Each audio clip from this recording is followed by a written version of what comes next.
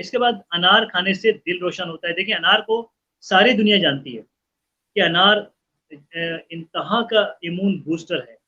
लेकिन नबी सल्लल्लाहु अलैहि वसल्लम फिर एक बेसिक बात पे आ रहे हैं कि अनार खाने से दिल रोशन होता है। सबसे पहले जब तक दिल रोशन नहीं होगा, दिल ताकतवर नहीं होगा, कोई बूस्टर इम्यून सिस्टम को बेहतर नहीं कर सकता। अब अनार खाने से पहला काम क्या होगा? दिल मजबूत होगा और इसके बाद सारा जिस्म मजबूत हो जाएगा। और अनार खाने में आजकल तो अनार मौजूद भी है। अनार के ये कहा जाता है कि अनार के बीच में जो पार्टीशंस होते हैं, सफ़ेद रंग के जेली होती है या झिल्लियाँ होती हैं बीच में, जिसे पर्दे का लफ्ज़ कहा गया है, उस पर्दे के साथ खाया जाए, ये हदीस से मुबारका है कि अनार को उसके पर्दे के समीप खाओ। और पर्दे के बारे में ये बताया गया कि जो हमारे हार्ट मसल्स हैं, अगर वो कहीं से भी वीक हो रहे हों, ये उन हार्ट मसल्स को रिपेयर कर देता है, जो बीच का पर्दा है। और देखने में तो ये बहुत छोटा टाइनी है, लेकिन एक ही बार का खाया हुआ 8-10 दिन तक दिल को सँभालता है। तो तो डॉक्टर साहब अनार इसमें को इसमें एक चीज जो जो आप कह रहे हैं कि वो पर्दों के साथ खाया जाए, अगर वो वैसे खाते हुए थोड़ी सी जरा तकलीफ भी हो तो ये किया जा सकता है कि उसको जब जूस बनाया जाए तो उसमें वो पर्दे भी डाल लिए जाए। यस, बहुत अच्छी तरकीब है ये तो, कि वो पर्दे उसमें डालने चाहिए। और बल्कि इस ये छिलके अगर निकाल कर खा सके कोई, तो आप महसूस करेंगे जब वो मुँह में आप रख के थोड़ा-सा चबाने की कोशिश करेंगे, आपको एकदम महसूस होगा कि दिल के ऊपर कुछ कैफ़ियत तारी हुई है। ये बहुत सारे लोगों ने मुझे बताया कि जैसे उन्होंने पर्दा खाना शुरू किया, चबाना शुरू किया, वो इतना रिफ्लेक्स सिस्टम है हमारे ज़ुबान के साथ हमारे दिल का, कि फ़ौरी तौर से रिज़ल्ट आने शुरू हुए। तो मेरे ख़्याल में और एक और भी चीज़ है कि इसका अगर किसी को हार्ट अटैक हो रहा है, आप देखेंगे कि किसी शख़्स ने अपनी अलामत बता रहा है कि उसको हार्ट अटैक हो रहा है, उसके दाँतों में एक शदीद पेन है, बाएँ हाथ पे पेन चल रहा है, कमर के पीछे, कंधे के ऊपर उसके शदीद तकलीफ़ मौजूद है। ऐसे में और उसके जिस सीना उसका गर्म हुआ हुआ है, तो ऐसा शख़्स हार्ट अटैक का है शिकार, सीवियर हार्ट अटैक का।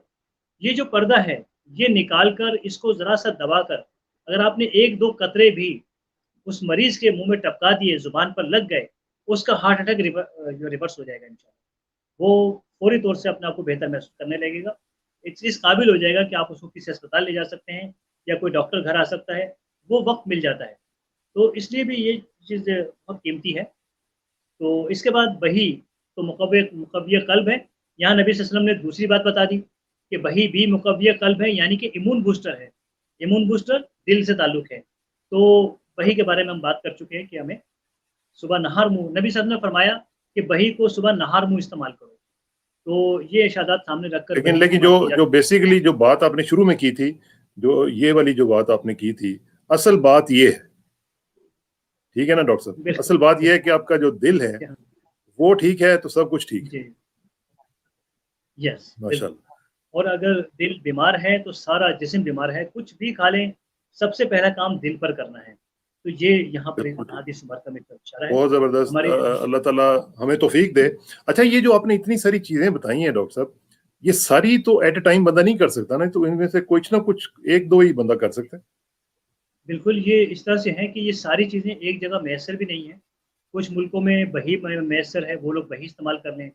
खजूरों की दुनिया में रहने वाले लोग खजूरें इस्तेमाल कर लें और खजूर की नबीज़ भी हमने लास्ट टाइम बताई थी। जी। इसी तरह क्विंस जूस पीने वाले वो इस्तेमाल कर लें। Royal jelly America, Canada, Europe में मिलती है, हमारे मुल्कों में कोई तसव्वुर नहीं है उसका। वहाँ के लोग हाँ। वो इस्तेमाल करते हैं। तो इस तरह जिसको जो चीज़ मैसर हो, हर चीज़ अपनी जगह इंतहाई परफेक्ट है। और एक चीज़ ठीक। इसमें ऐसी है जो पूरी दुनिया में इस्तेमाल की जा सकती है, वो है शरीर खरीद, हाँ ठीक। तो ये या डॉक्टर तोहीना। साहब, एक तो ये है कि ये हम लोग इसको वो करेंगे, और दूसरा ये है कि हमारा जो अगला टॉपिक होगा वो होगा कैंसर के हवाले से, और जी, उसमें जो भी हो सकेगा वो हम आपको बताएंगे। और दूसरा ये मैं आज ये अनाउंसमेंट करना चाह रहा था कि हम इंशाल्लाह अगले हफ्ते से ये करेंगे कि जो हमारा पिछले हफ्ते का प्रोग्राम होगा उसमें जो लोग क्वेश्चंस करेंगे, उसमें 3-4 या 2 भी जो जितने भी टाइम के मुताबिक क्वेश्चंस हो सकेंगे वो हम लेंगे। और डॉक्टर साहब से गुजारिश करूंगा कि वो उनके जवाबात आपको लाइव हमारे इसी शो में दे दिया करें, ताकि जो लोग भी अपने अपने कंसर्न्स रखते हैं उनको एड्रेस किया जा सके। तो डॉक्टर साहब, मैं आपसे गुजारिश करूंगा कि थोड़ा सा टाइम निकाल के अपनी टीम से कहिएगा कि वो थोड़े से वो सवालात निकाल लें, और उनके फिर जवाब हम 5-6-10-7 मिनट में दे के बाकी फिर शो जो है वो अगले टॉपिक पे कर लिया करेंगे। इसमें एक बात मैं भी अर्ज़ करना चाहूँगा कि नबी सल्लल्लाहु अलैहि वसल्लम की आदात मुबारक का प्रोग्राम लोगों ने बहुत पसंद किया। मुझे यकीन करें इतनी खुशी हुई देखकर, क्योंकि असल मकसद ही मेरा आपका यही है कि बेशक, हम अपने देखने वालों को, नाज़रीन को नबी सल्लल्लाहु अलैहि वसल्लम की आदात पर ले आएँ। अगर आप नबी सल्लल्लाहु अलैहि वसल्लम की आदात को अपना लेते हैं, ये 10 थी, अगर ये 10 भी हमारी ज़िंदगी में आ जाएँ, एक तो हाँ, आखिरत की तैयारी हो रही है, दूसरा बीमारियाँ दूर भाग रही हैं, परेशानियाँ, गम हमसे दूर हो रहे हैं। अल्लाह ताला ने उन उन आदात की बरक़ात भी हमारे साथ रखी है, साइंस की सूरत में, दूसरा रूहानियत की सूरत में। तो मैं उन सबको बहुत शुक्रिया अदा करता हूँ जिन्होंने इसको देखा, आगे लोगों को फॉरवर्ड किया और ये सिलसिला जारी रहना चाहिए ताकि ज़्यादा से ज़्यादा लोग इससे इस्तेफ़ादा कर सकें। और इंशाअल्लाह हम इंशाल्लाह। सवालात का सिलसिला शुरू करेंगे। मुझे आज भी कुछ सवालों के जवाब देने थे लेकिन वो शायद पेपर मेरे बैग में रह गया, कार में, चलें, कोई बात वो मैं कोई बात यहाँ तक लाना नेक्स्ट पड़ेगा। टाइम बहुत इंशाल्लाह, तैयारी की थी। नेक्स्ट